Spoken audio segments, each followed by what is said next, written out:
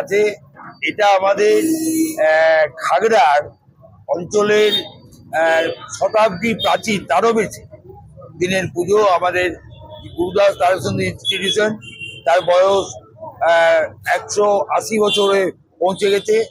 সেই সময়কালের পুজো জগদম্বা মন্দির এবং বাসন্তী পুজো মহা সমারোহে এখানকার ভক্তবৃন্দ তারা থাকেন। এই যে মায়েরা আছেন, মায়েরা সপ্তমীর পুজো অঞ্জলি দেবেন রাত্রি 9:30 নাগাদ, অষ্টমীর অঞ্জলি দেবেন রাত্রি 10টা নাগাদ।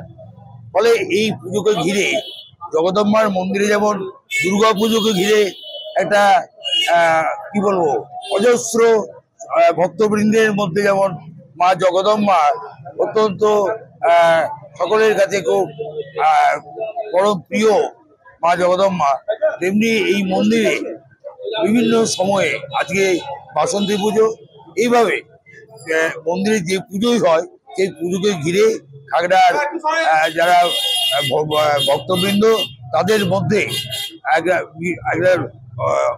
উন্মাদনা, তাদের মধ্যে ভক্তির উন্মাদনা, তাদের মধ্যে এই কদিন উৎসবে মেতে থাকে খাগড়াবাসী।